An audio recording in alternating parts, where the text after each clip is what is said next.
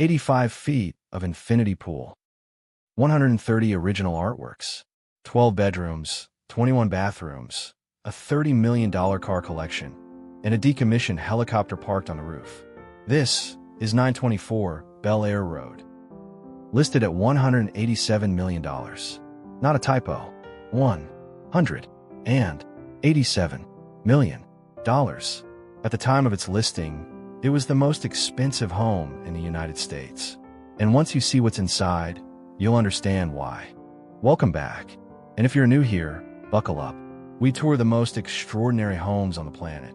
And today we might have just found the crown jewel. Before we go any further, hit that subscribe button, turn on notifications, and drop a comment. Would you live here? We are about to take you room by room through a $187 million Bel Air mega mansion.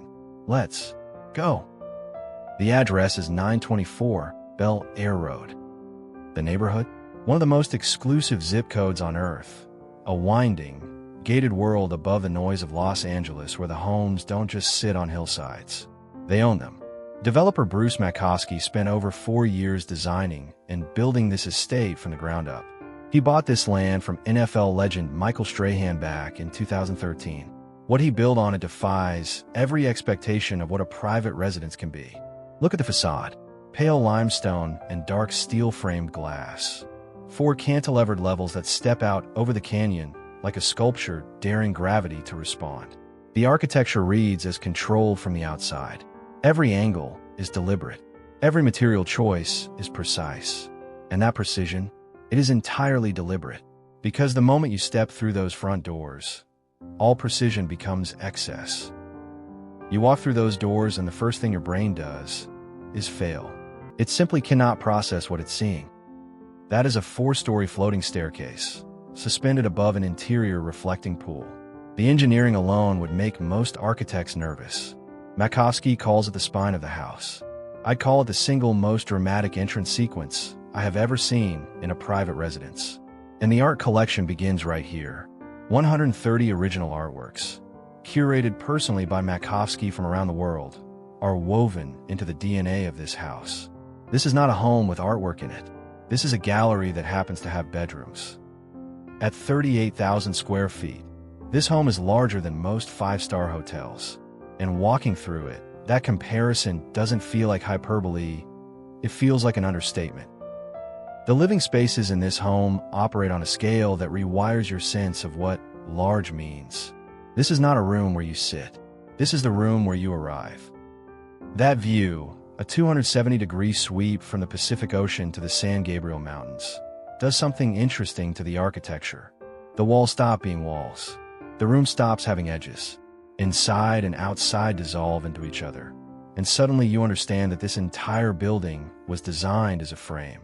A $187 million frame for the greatest view in Los Angeles. There are 5 bars in this house. 5. One for every mood, every moment, every guest who might want a different vibe. There is also a dedicated champagne room. Because of course there is, stocked with bottles that would make a sommelier quietly weep. But the crown jewel of the entertaining spaces is the top floor deck. 17,000 square feet of outdoor living, equivalent to an entire luxury condo building stacked flat. Up here, the city doesn't just surround you, it performs for you. Let's talk about the kitchens, plural, because one kitchen would be insufficient for a home built for the world's billionaires. Wolf, Sub-Zero, Miele, the holy trinity of culinary hardware, deployed here to scale that rivals any Michelin-starred restaurant kitchen you have ever seen. The Wolf range alone has more firepower than most professional kitchens. Sub-Zero columns that keep 12 bottles of white Burgundy at precisely 52 degrees. And a Miele espresso system so seamlessly integrated into the cabinetry, you could walk right past it.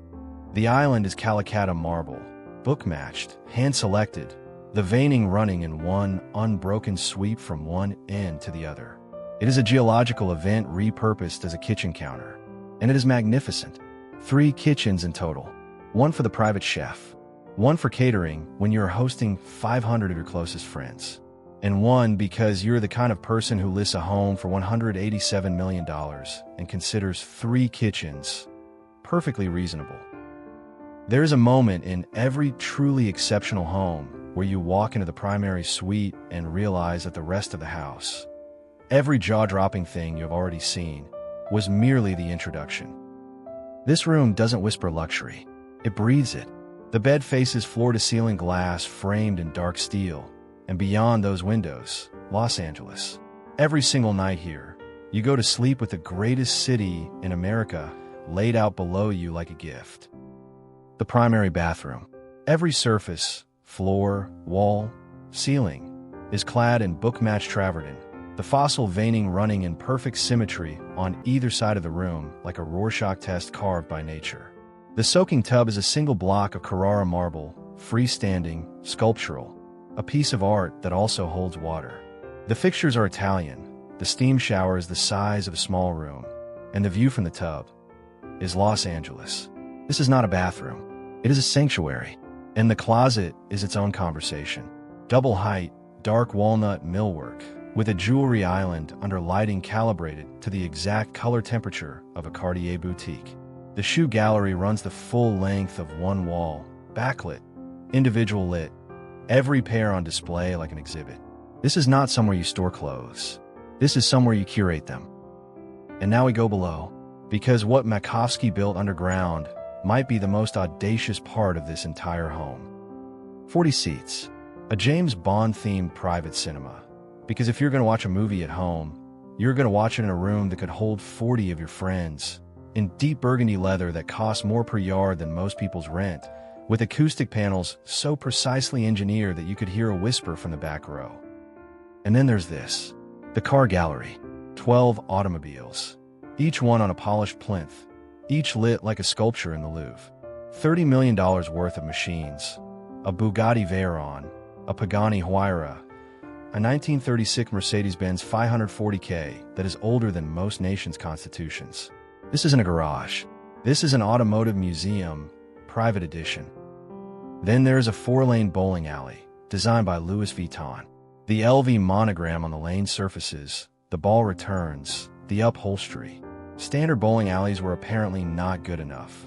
So this one is a collaboration between a luxury developer and one of the greatest fashion houses on earth. And then there's a room. Just a room. I need you to stop for a moment with this one. Floor-to-ceiling walls, lined entirely with custom candy dispensers. Every flavor, every color. $200,000 worth of sweets, installed in a $187 million mansion, given their own dedicated room. Lit and curated with exactly the same care as the Calacatta marble kitchen and the Carrara tub and the Bugatti in the gallery. That is the detail that will live rent-free in your head for the rest of the week. This is what it looks like when a developer has completed creative freedom and zero restraint. And I mean that as the highest possible compliment. The wellness level rounds it out. A fully equipped fitness center, a dedicated massage studio, a steam room, and a cold plunge. You could run this operation as a private members club, and nobody would question it for a second. And then there is the pool.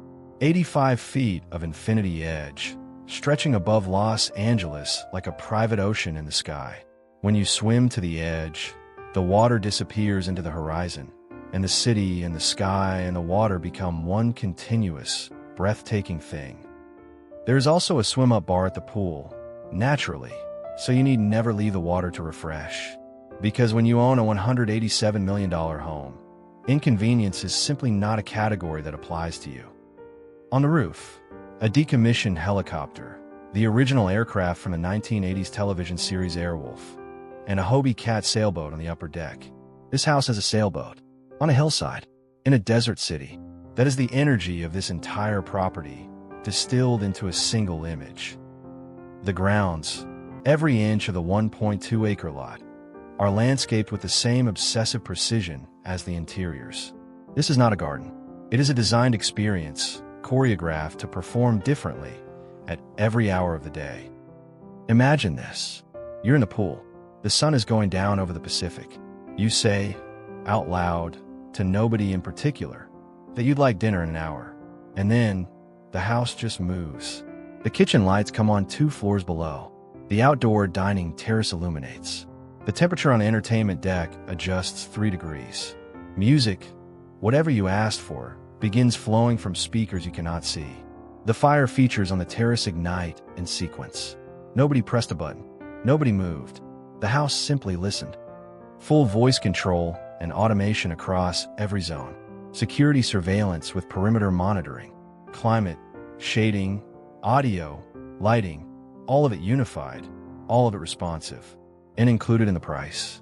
7 full-time staff. Their salaries covered for 2 full years. That is not a home.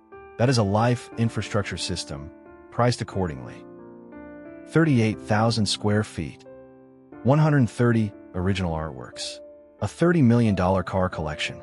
5 bars, 3 kitchens, 40-seat cinema, a Louis Vuitton bowling alley, a candy room, and a helicopter on the roof. $187 million. Here's what stays with me every time I walk through a property like this. The price isn't really about the square footage. It isn't even about the materials or the amenities. It's about a question, a very specific, very profound question, that this home forces you to ask yourself. And that question is, what does the best actually feel like? Because Bruce Makowsky didn't build a house. He built an answer. A complete, total, uncompromising answer to that question. And walking through it, even on camera, even for a tour, you feel it. You feel the weight of a vision executed without a single concession. Not the marble, not the cars, not even the candy room. What you feel is the intention behind all of it. Someone who refused to stop until the answer was perfect. If you made it this far, thank you. Genuinely. These tours take months to research and produce, and your time means everything to this channel. If you haven't yet, subscribe. We do this every single week. Drop a comment below. If you could have one room from this house, just one, which would it be? The cinema? The car gallery? The candy room? That rooftop deck with the helicopter? I genuinely need to know, and I'll see you in the next one.